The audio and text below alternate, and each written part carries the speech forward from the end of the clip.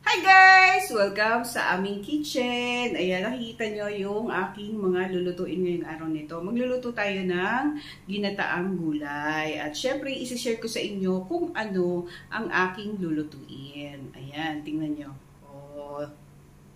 Tara na, samahan nyo ako at isi-share ko sa inyo ang aking mga ingredients.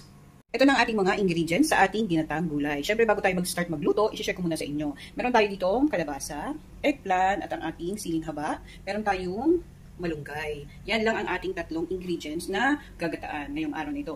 At siyempre, meron tayo ditong 1 cup coconut milk, sibuyas, bawang, at luya.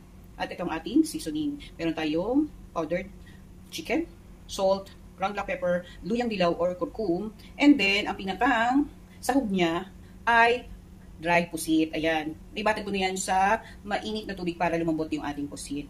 At ayan, mag-start na tayo mag-gisa. Magsusutay na tayo ng ating sibuyas, bawang, at luya. Tara na.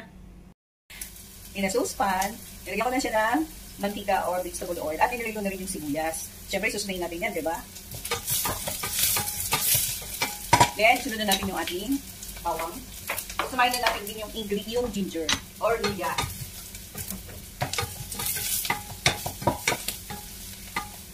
Pag medyo nangangamoy na yung aroma ng ating mga sinutay na sibuyas, bawang at luya, ay susunod na natin yung ating dry pusit.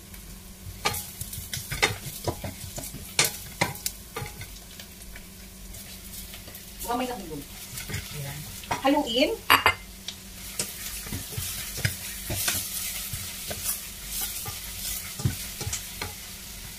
Kaya muna natin ma-absorb yung ating pusit.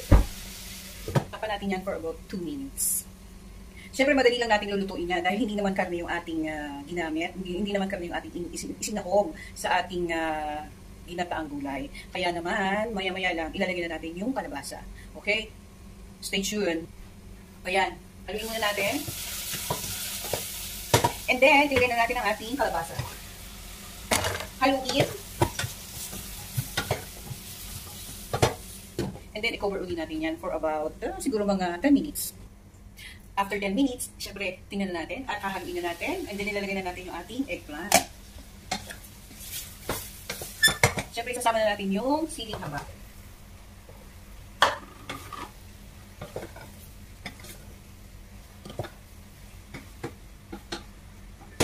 Ayan, i-cover ulit natin yan for about 10 minutes ulit. Okay? After 10 minutes, balikan natin ang ating nilulutong gulay. Yan. Haluin ulit natin at saka natin ilalagay ang ating malunggay.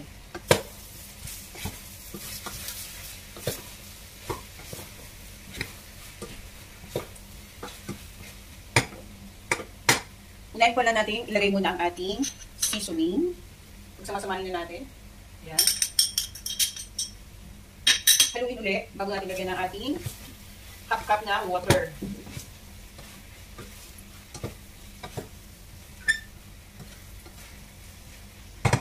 And then, pagkahalo, lagyan natin siya ng siguro mga 1/4. Pwede na. Kasi lalagyan pa natin siya ng 1/4 na gata or coconut milk.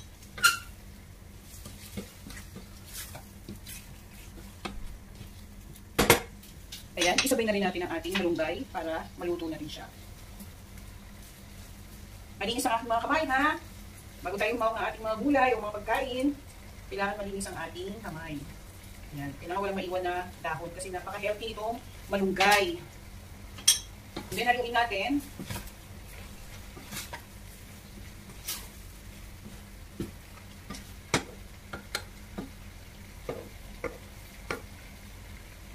I-cover ulit natin yan for about 1 minute lang.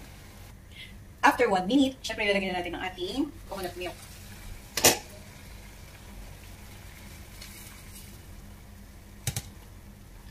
Siyempre, hahaluin natin yan.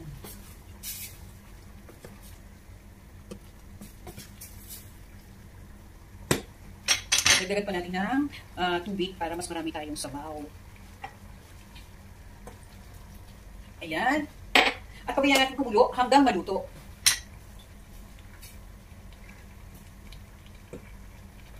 Ito na ang ating nalutong ginatang gulay with dry pusit. At syempre, may kanin tayo dyan, mga besh. Kaya, tikiman na. Kain na tayo. Okay, paano ba yan? Tikiman na ang ating masarap na gulay. Ayan, first time kong nagluto ng gulay na dry toast ang ating sahog. Kaya naman, tikman na natin at ating nahuhusgahan ang ating masarap na gulay.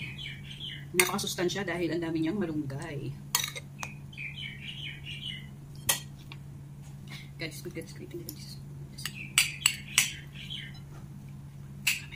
O yan, kain na tayo. Titikman ko na ang aking masarap na gulay.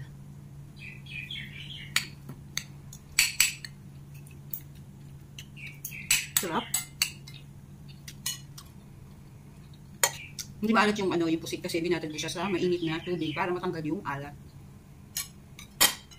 Ayan. Kaya itutuloy ko din ang aking pagkain. At kung nag-enjoy kayo, alam kong matututunan nyo, itry nyo rin sa bahay nyo. Ako nagpapaalam dahil ako kakain na para naman mabusog ang inyong kaibigan. O siya, bye-bye! Stay tuned!